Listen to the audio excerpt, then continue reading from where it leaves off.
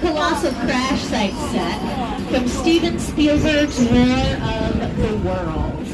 That is a real 747 right there. And it was destroyed on purpose in 2005 to film this unbelievable scene.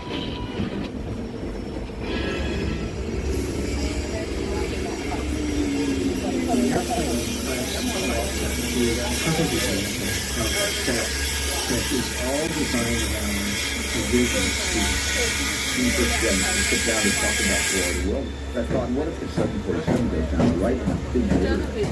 Because it's just something you don't see. Well, good.